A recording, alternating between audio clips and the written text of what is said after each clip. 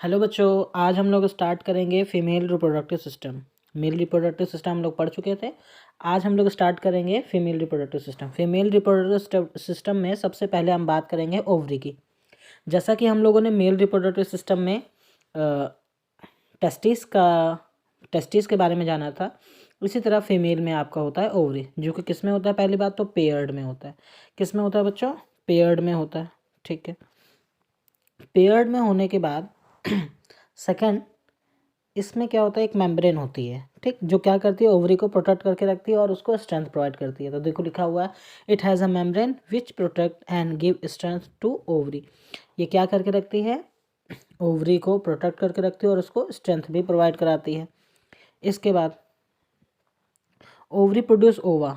Ovary क्या produce करती है? ओवा प्रोड्यूस करती है। Okay, and then ova go to the abdominal cavity. और जैसे ही ओवा प्रोड्यूस होता है ओवरी में, आपका ओवा कहाँ प्रोड्यूस होता है? ओवरी में। और ओवा प्रोड्यूस होने के बाद फिर आप कहाँ जाता है? Abdominal cavity. तो आपको ये ध्यान रखना है कि कहाँ जाएगा आपका? Abdominal cavity.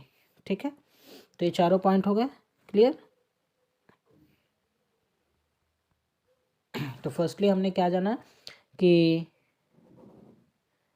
ओवरी पेयर्ड में होती है। सेकंड, इसमें एक मेम्ब्रेन होती है जो किसको प्रोटेक्ट करके रखती है? ओवरी को, और उसको स्ट्रेंथ प्रोवाइड करती है। ओवरी क्या प्रोड्यूस करता है? आपका ओवा। और फिर ये ओवा प्रोड्यूस होने के बाद कहाँ जाता है? आपका एब्डोमिनल कैविटी। ठीक है इसके बाद जब ये ओवा प्रोड्यूस हो गया, ठीक है, तो इसको क्या करते हैं? एक फैम्ब्रिए होता है। फैम्ब्रिए वो क्या करता है? इस ओवा को पिक करके आपका फिलोपियन ट्यूब के पास ले जाता है। ठीक है, तो फैम्ब्रिए क्या करता है? It is a finger like structure. Finger like structure होने की वजह से ये क्या करता है? ओवा को पिक कर लेता है और आपको कहाँ कहाँ पे छोड़ देता है? Fallopian tube. ठीक है, ये लड़कियों के फीमेल रिप्रोडक्टिव सिस्टम का एक पार्ट है आपका फिलोपियन ट्यूब। देखो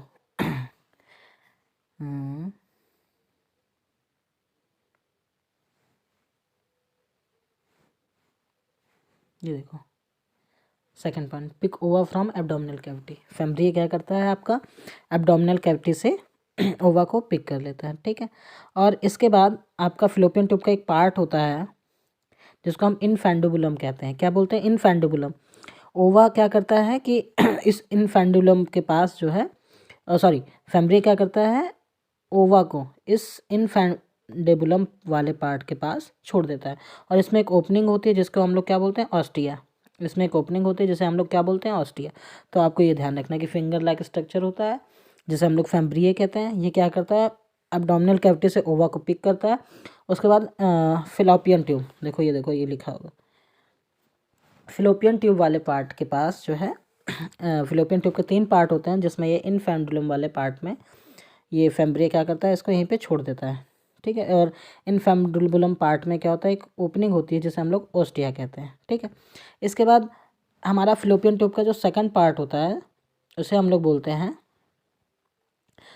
एम्फुला। फिलोपियन ट्यूब का जो सेकंड वाला पार्ट होता है इसे हम लोग बोलते हैं एम्फुला। ये फिलोपियन ट्यूब का सबसे वाइडेस्ट एंड लॉन्गेस्ट पार्ट होता है। यहीं पे आके स्पर्म ओवा से मिलता है और यहीं पे जाइगोट फॉर्मेशन होती है, मतलब भ्रूण का निर्माण यहीं पे होता है फिलोपियन ट्यूब के एम्फुला वाले पार्ट में। ठीक है, उसके बाद जाइगोट कहाँ चला जाता है? एस्थेमस में। जाइगोट कहाँ पे मूव कर जाता है? एस्थेमस में। ठीक है, तो चलो फिर से रीड करते हैं एक बार। फैम्ब्रिए क्या होता है? It is a finger like structure. ये क्या करता है? एब्डोमिनल कैविटी से ओवा को पिक करता है। इसके बाद फिलोपियन ट्यूब वाले पार्ट के पास ले आता है। और फिलोपियन वाले ट्यूब के एक पार्ट होता है जैसे हम लोग इनफैंडिबुलम कहते हैं। इसका ओपनिंग होता है, ये ओपनिंग एरिया रहता है, इसके ओपनिंग एरिया को हम लोग ओस्टिया कहते हैं। यहीं पे लाके छोड़ देता है। फिर ये ओवा आपका एम्फुला वाले पार्ट में चला जाता है। और एम्फुला क्या होता है? ये आपका सबसे वाइडेस्ट और लॉन्गेस्ट पार्ट होता है फिलोपियन ट्यूब का। फिर यहीं पे आपका स्पर्म ओवा से मिल जाता है और यहीं पे जाइगोट फॉर्मेशन होती है। और जाइगोट फॉर्मेशन होने के बाद आपका ये एस्थमस वाले पार्ट में चला जाता है। इसके बाद हम बात करते हैं रिमूवल ऑफ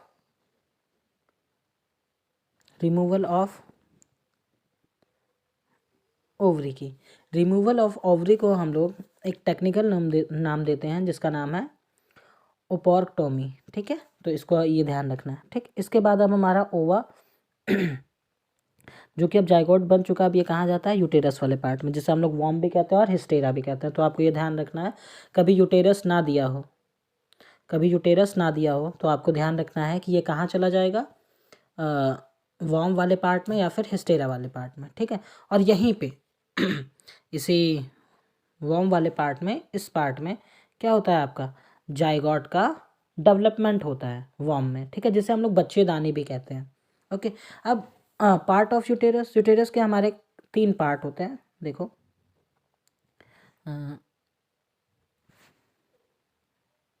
ठीक है, पहला पेरीमेट्रियम, दूसरा मायोमेट्रियम और तीसरा एंडोमेट्रियम।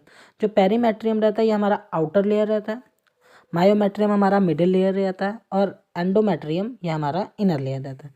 तो यूटेरस के 3 पार्ट होते हैं, ठीक है। तो पहले बात तो आपको ये ध्यान रखना है कि यूटेरस में ही जाइगोट का डेवलपमेंट होता है। ओके इतना क्लियर, ठीक है। अच्छा देखो, जो सर्वाइकल कैंसर सुना होगा आपको, ज़्यादातर सर्वाइकल कैंसर ये लड़कियों में ही होता है। ये कब होता है, देखो जैसे आप क्या यूज़ कर ले रहे हो, सर्वाइकल कैंसर होने का मेन रीज़न होता है पब्लिक टॉयलेट। जैसे आप वो पब्लिक टॉयलेट यूज़ कर रहे हो तब आपको सर्वाइकल कैंसर होने के चांसेस हो सकते हैं। दूसरा, आप डर्टी क्लोथ्स यूज़ करने से भी आपको सर्वाइकल कैंसर हो सकता है, ठीक है। इसलिए ऐसा बताया जाता है कि 21 एक सेकेंड, तो बेटा आपको ऐसा बताया जाता है कि सर्वाइकल कैंसर से बचने के लिए लोग HPV16 और HPV18 वैक्सीन आ गई हैं आप, ठीक है, तो लोग इसका भी यूज़ करने लगे ताकि सर्वाइकल कैंसर से बचा जा सके, ठीक है। इसके बाद बात करते हैं सेक्स हार्मोन की। किसकी बात करते हैं, सेक्स हार्मोन की। तो जो लेडीज़ों में जो सेक्स हार्मोन डेवलप होता है इसको बोलते हैं एस्ट्रोजन, ठीक है। एस्ट्रोजन का वर्क क्या होता है, टू प्रोड्यूस प्रोडक्शन और ओवम। ये किसका प्रोड्यूस करता है या फिर प्रोडक्शन करता है, ओवम का, ठीक है। ओवम की प्रोडक्शन में हेल्प करता है हमारी, इसी की वजह से हमारे ओवा प्रोड्यूस होते हैं, ठीक है। अगर ये नहीं रहेगा तो वह प्रोड्यूस नहीं होगा। दूसरा, कैसे पता चलेगा कि भाई सेक्स हार्मोन लड़कियों में डेवलप हो रहा है, ऐसा थोड़ी कि पैदा होते ही ये हार्मोन डेवलप होने लगता है, नहीं, ये 12 से 13 साल की एज में डेवलप होना स्टार्ट होता है, ठीक है। 12 से 13 साल की उम्र में ये डेवलप होना स्टार्ट होता है, ठीक है। फर्स्ट देखिए, सेक्स हार्मोन जैसे ये एंड्रोजन हार्मोन अगर डेवलप होता है या फिर प्रोड्यूस होता है तो क्या होता है, देखिए फर्स्टली ब्रेस्ट फॉर्मेशन होता है, सेकंड अनवांटेड हेयर आते हैं, थर्ड वॉइस चेंजेस हो जाती है। तो ये सारे चेंजेस आ जाते हैं जिससे हमें ये पता चलता है कि सेक्स हार्मोन डेवलप हो रहा है। ओके, तो सेक्स हार्मोन मतलब एस्ट्रोजन हार्मोन की वजह से ये चेंजेस आ जाते हैं। ठीक, अब एस्ट्रोजन हार्मोन को हम लोग प्रोजेस्टेरोन हार्मोन भी कहते हैं। It stimulate uterus for the development of zygote and placenta, ठीक है। ये प्लेसेंटा और जाइगोट के डेवलपमेंट में काफ़ी हेल्प करता है, ठीक है। Ovaries is connected with the uterus by massive ओरियम membrane. Ovary जो है यूटेरस से किस मेम्ब्रेन से कनेक्ट हो सकती है, मैसिव ओरियम मेम्ब्रेन। तो ओवरी मैसिव ओरियम मेम्ब्रेन से कनेक्ट होती है आपके यूटेरस वाले पार्ट में, ठीक है। तो आपको इतना ध्यान रखना। देखो अभी तक हमने क्या पढ़ा सबसे पहले हमने ये पढ़ा ओवरी पेयर्ड में होती है। दूसरा, ओवरी का काम क्या होता है, प्रोडक्शन ऑफ ओवा, ठीक है, ये पढ़ा हमने और ये पढ़ा, ठीक है। इसके बाद जब ये ओवा प्रोड्यूस हो जाता है तो उसका फैम्ब्री एक फिंगर लाइक स्ट्रक्चर होता है। ये क्या करता है, इसको फिलोपियन ट्यूब के इनफेंडुलम वाले पार्ट में ले जाता है और इनफेंडुलम पार्ट में एक छोटा सा छेद होता है जिसे हम लोग ऑस्टिया कहते हैं। यहाँ से ये आपका ओवा चला जाता है और किस पार्ट के पास पहुँच जाता है, फिलोपियन ट्यूब के सेकंड पार्ट जिसे हम लोग एम्फिला बोलते हैं। यहीं पे ये स्पर्म का वेट कर रहा होता है। जैसे स्पर्म इससे मिलता है तुरंत जाइगोट बन जाता है और जाइगोट बनने के बाद ये एस्थमस वाले पार्ट में चला जाता है, ठीक। इसके बाद हमने ये पढ़ा कि यूटेरस क्या होता है और वॉर्म क्या होता है। तो यूटेरस में हमने ये देखा कि जाइगोट का जो डेवलपमेंट होता है वो यूटेरस वाले पार्ट में होता है। इसके 3 पार्ट होते हैं, फर्स्टली पेरीमेट्रियम, मेसोमेट्रियम और एंडोमेट्रियम, ठीक है। जो सर्वाइकल कैंसर होता है वो आपका मायोमेट्रियम वाले पार्ट में होता है। ठीक है, वैक्सीन इसके लिए यूज़ होने लगी है ताकि सर्वाइकल कैंसर से बचा जा सके, HPV-16 और HPV-18। लड़कियों में सेक्स हार्मोन, जैसे मेल में सेक्स हार्मोन था उसी तरह फीमेल में सेक्स हार्मोन होता है, जिसे हम लोग एस्ट्रोजन या फिर प्रोजेस्टेरॉन कहते हैं। ठीक है, इसके रिलीज़ होने से क्या होता है, क्या क्या चेंजेस आते हैं। फर्स्टली जो चेंज आता है लड़कियों में, ब्रेस्ट फॉर्मेशन होता है, अनवांटेड हेयर आने लगते हैं और वॉइस चेंज होने लगती है। ठीक है, ओके। और ओवरी हमारा यूटेरस से किस पार्ट से कनेक्ट होती है, तो आपको ये ध्यान रखना है, मैसिव ओरियम मेम्ब्रेन से। ओके, चलिए अब बात करते हैं ओवरी की। देखिए, ovary act as a main female sex organ. अगर फीमेल की हम बात करें, फीमेल के सेक्स सेक्स ऑर्गन की, तो मेन जो सेक्स ऑर्गन होता है फीमेल में वो ओवरी होता है, that produce the female gamete and various hormone. ठीक है, ओके, तो आपको ये ध्यान रखना है, each ovary measure about 2 to 4 centimetre in length. जो हर ओवरी की साइज होती है 2 से 4 सेंटीमीटर होती है।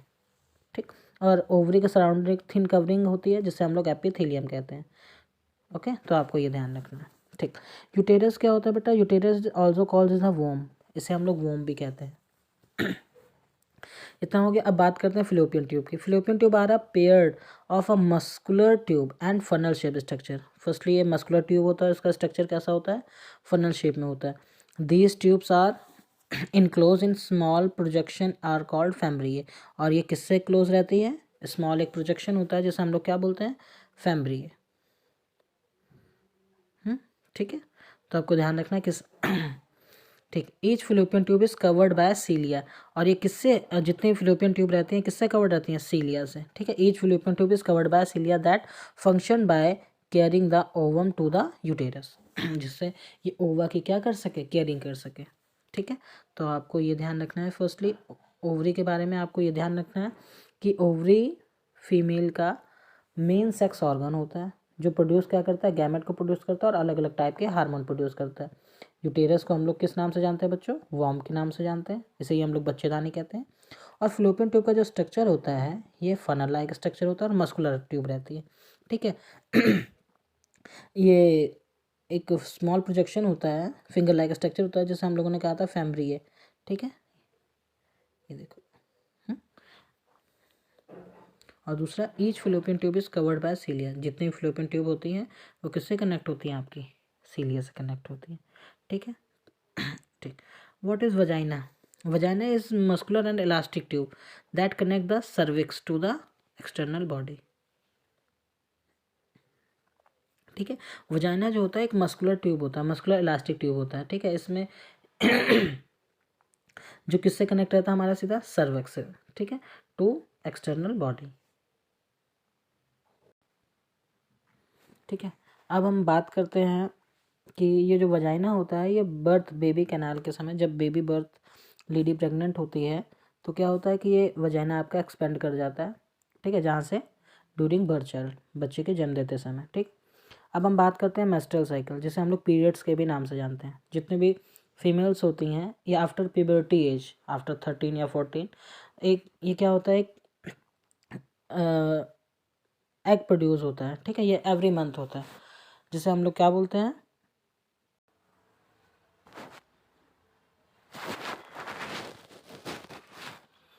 ठीक है बच्चों, तो ये मेंस्ट्रुअल साइकिल एवरी मंथ आता है। ठीक, और ये टीनेजर से स्टार्ट होता है और अप टू तब तक जाता है 45 से 55 साल तक के ईयर के, उसके बाद ये बंद हो जाता है। ठीक, the first period is called menarche. जो पहला पीरियड्स होता है इसे मेनार्की कहते हैं। And the last period is called menopause. जो लास्ट पीरियड होता है इसे हम लोग मेनोपॉज के नाम से भी जानते हैं। ओके, इतना हो गया। सेक्स हार्मोन की बात करते हैं, तो जो सेक्स हार्मोन होता है इसे हम लोग देखो अभी डिस्कशन कर चुके हैं कि एस्ट्रोजन और प्रोजेस्टेरॉन भी इसे कहते हैं। These hormone are produce by ovaries. और ये हार्मोन किसके द्वारा प्रोड्यूस होते हैं, ओवरीज के द्वारा। That development of reproductive organ and the female secondary organ. Okay, and during menopause, ये देखो ये वाली point, during menopause the menstrual cycle stop and the ovaries are no longer produce. जैसे ही आपका ये मेनोपॉज होता है, मेंस्ट्रुअल साइकिल का स्टॉप हो जाती है और फिर ये हार्मोन निकलना बंद हो जाते हैं। अब बात करते हैं इनफर्टिलिटी की। इनफर्टिलिटी मीन्स क्या होता है? देखो, इनफर्टिलिटी होने के कई सारे रीज़न हो सकते हैं। इनफर्टी मतलब कि लड़कियां जब बेबी जन्म नहीं दे पाती हैं, तो इसको हम लोग एक टेक्निकल नाम देते हैं जिसे हम लोग इनफर्टिलिटी कहते हैं। देखिए, it can be defined as a flow is couple of not affecting pregnant. ठीक, जब लेडी प्रेग्नेंट नहीं हो पाती है तो इस टेक्निकल टर्म को हम लोग क्या बोलते हैं? इनफर्टिलिटी। ठीक है, इतना हो गया। ओके, अब आगे बात करते हैं। देखो, अगर यही चीज़ अगर मेल में रहती तो इनफर्टिलिटी कहते हैं, और मेल में ना होने के बहुत सारे रीज़न हो सकते हैं। लो स्पर्म काउंट होना, फीमेल में क्या होना? ओविडक्ट का ब्लॉक हो जाना। ठीक है, तो बहुत सारे रीज़न हो सकते हैं। जैसे मेल में हुआ तो उसे फर्टिलिटी कहते हैं, और फीमेल में हुआ तो फर्टिलिटी कहते हैं। ठीक, अब बात करते हैं प्लेसेंटा की। प्लेसेंटा क्या होता है? देखो, आपने देखा होगा कि जब बेबी जन्म देती है तो उसके साथ एक नाली कनेक्ट रहती है, एक नाभ से नाली, एक ट्यूब टाइप की स्ट्रक्चर होता है जो कनेक्ट रहता है। अब ये क्या करता है? ये कनेक्ट क्यों रहता है? पहली बात तो बच्चा पेट में होता है 9 महीने तक, तो ऑब्वियसली उसके पूरे बॉडी पार्ट बन रहे होते हैं। जब वो पूरे बॉडी पार्ट बन जाते हैं, उनको प्रॉपर फंक्शन भी करना होता है, तो उनको चाहिए एनर्जी। तो एनर्जी कैसे मिलती है? तो एनर्जी यही प्लेसेंटा थ्रू। इसी प्लेसेंटा थ्रू क्या होता है कि बेबी को फूड सप्लाई की जाती है, मतलब माँ के द्वारा बच्चे को इसी प्लेसेंटा थ्रू फूड सप्लाई होती है, और फिर जो भी बेबी का अनवांटेड मटेरियल होता है वो इसी फूड थ्रू बाहर आ जाता है, इसी प्लेसेंटा थ्रू बाहर आ जाता है। तो ये देखिए, पहली बात तो आपको ये ध्यान रखना है, the embryo get nutrition from the mother blood with the help of the special tissue called placenta. ठीक है, it is a disc like structure embedded in the यूरिटरी वॉल। तो आपको ये भी ध्यान रखना है। और दूसरा, glucose and oxygen to pass from the mother the developing embryo. जो भी ग्लूकोज होता है और जो भी ऑक्सीजन होता है, ये कहाँ से पास होता है? माँ से बच्चों में, मतलब माँ से एम्ब्रियो में ये पास होता है। तो आपको प्लेसेंटा के बारे में एटलीस्ट इतनी तो नॉलेज होनी ही चाहिए। ठीक है, और ये आपका फीमेल स्ट्रक्चर है। ठीक है, तो आपको ये ध्यान रखना है कि आप ये फीमेल पार्ट का स्ट्रक्चर ज़रूर ड्रॉ कर लें, क्योंकि जब आप इस स्ट्रक्चर को ड्रॉ करेंगे तो आप इसकी लेवलिंग खुद करेंगे, मतलब इसके सारे पार्ट के नाम आप खुद लिखेंगे। जब आप इस सारे पार्ट के नाम लिखेंगे तो आपको लर्न हो जाएगा, क्योंकि मेल और फीमेल के सारे पार्ट लिखने को, लेवलिंग करने को आता है। तो ज़रूर आप इन सारे पार्ट का नाम लिख लीजिए और ज़रूर ध्यान दे दीजिए। ठीक है, और एक और देखो, ये पॉइंट लिखा, placenta to pass from embryo to the mother. ठीक है, तो ये ध्यान रखना है आपको, प्लेसेंटा के बारे में ज़रूर देख लीजिएगा। ठीक है, अब बात करते हैं रिप्रोडक्टिव हेल्थ की। तो रिप्रोडक्टिव हेल्थ कहने का मतलब ये है कि यहाँ पे फीमेल के बारे में बताया जा रहा है कि बच्चा देने के लिए, मतलब एक माँ को physically, mentally, emotionally, behaviourally, socially हर तरीके से फिट होना चाहिए। ठीक है, क्योंकि एक स्वस्थ माँ ही एक स्वस्थ बच्चे को जन्म दे सकती है। ठीक, अगर माँ स्वस्थ नहीं रहेगी तो बच्चा कैसे स्वस्थ रहेगा? ठीक है, ये एक्चुअली ये हमने गाइडलाइन नहीं प्रोवाइड की, WHO, जिसे हम लोग वर्ल्ड हेल्थ ऑर्गेनाइजेशन कहते हैं, इसके द्वारा ये सारे एक्सेप्ट जो भी आपके बताए गए हैं फिजिकल, इमोशनली, बिहेवियरली, WHO द्वारा मान्यता प्राप्त है। आखिर लड़कियों को इस तरीके से मैच्योरिटी लेवल, इस तरीके से इमोशनली, फिजिकली फिट तो होना ही चाहिए, तभी वो एक स्वस्थ बेबी को जन्म दे सकती है। ठीक, अब मेथड ऑफ कॉन्ट्रासेप्शन की बात करते हैं। मेथड ऑफ कॉन्ट्रासेप्शन मतलब स्टॉप प्रेगनेंसी। अगर हमें प्रेगनेंसी को स्टॉप करना है तो बहुत सारे कॉन्ट्रासेप्शन का यूज़ करते हैं।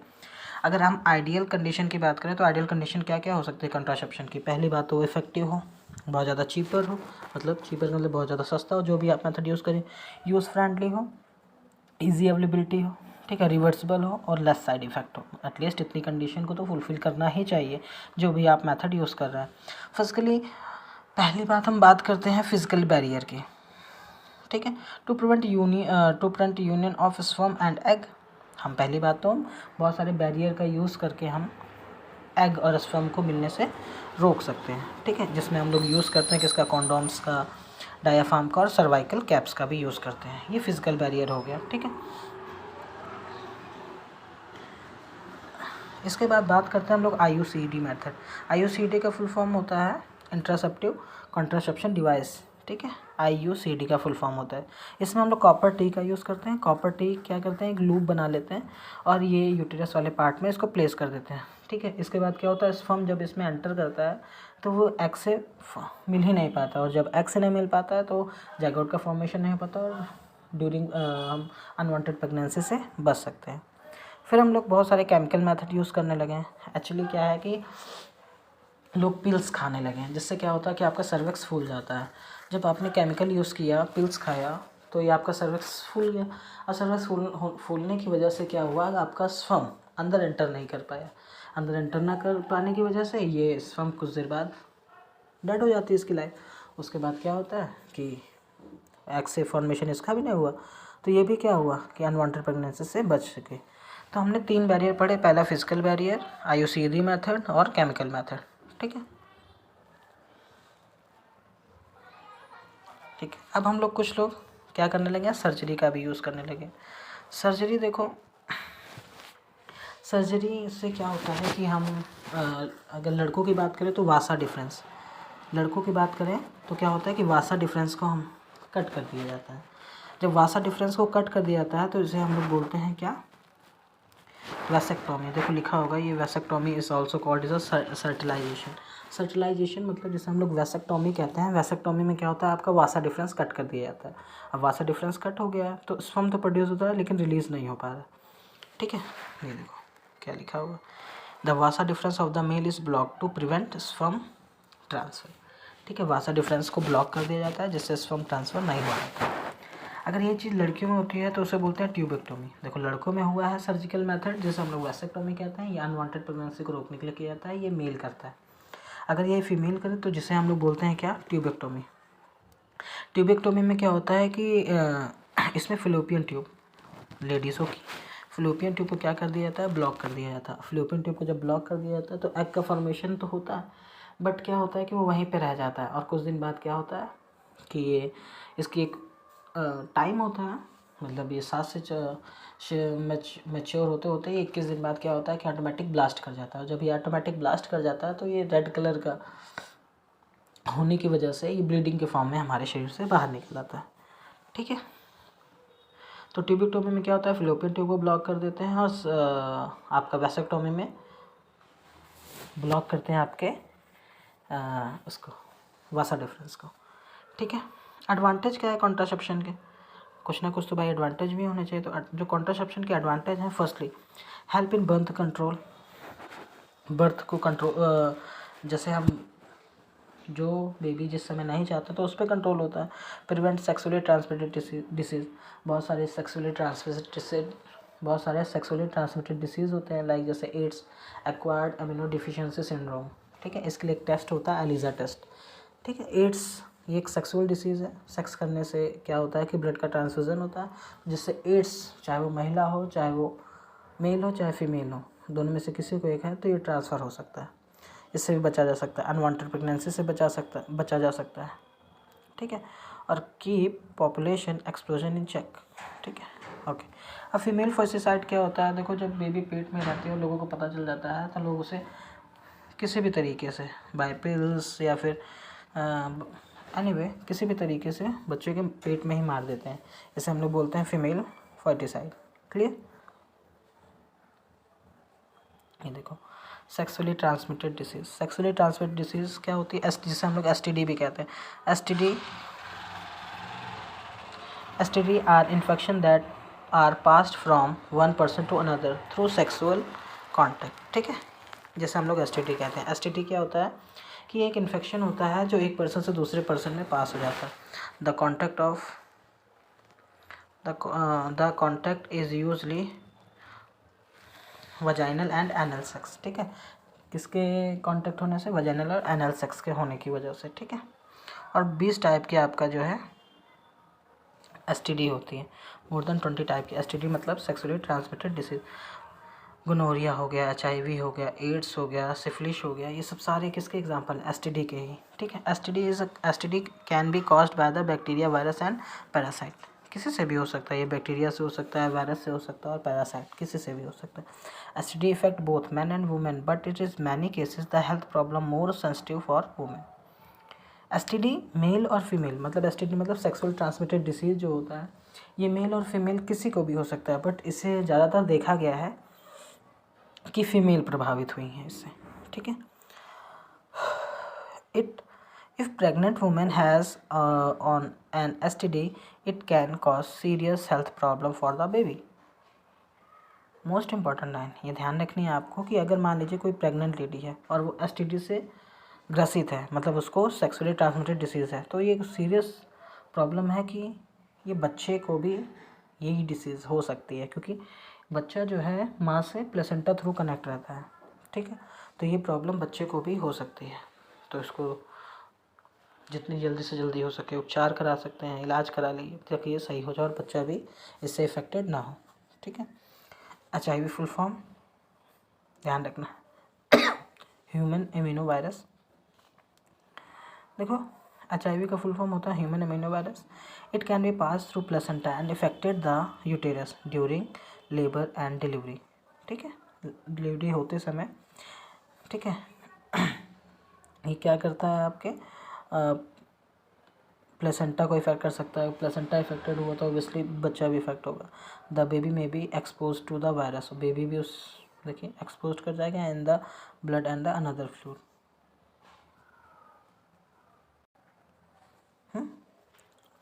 तो HIV का फुल फॉर्म मेनली क्या होता है, ह्यूमन इम्यूनो वायरस, ठीक है। और देखो, और इससे कौन सी डिसीज़ होती है, इससे होता है एड्स। क्या होता है बच्चों, इससे एड्स होता है। और एड्स का फुल फॉर्म क्या है, एक्वायर्ड, एड्स का फुल फॉर्म क्या है, एक्वायर्ड अमीनो डिफिशियंसी सिंड्रोम। इसके लिए एक टेस्ट होता है जिसका नाम क्या है, एलिजा टेस्ट, ठीक है। तो आपको ये ध्यान रखना है कि टेस्ट कौन सा होता है, एलिजा लिखते रहो, ELISA, एलिजा टेस्ट किसके लिए होता है, ये फॉर एड्स के लिए। और इसी तरह एक टेस्ट होता है टाइफाइड के लिए, इसी तरह एक टेस्ट होता है टाइफाइड के लिए जिसे हम लोग क्या बोलते हैं, विडॉल टेस्ट,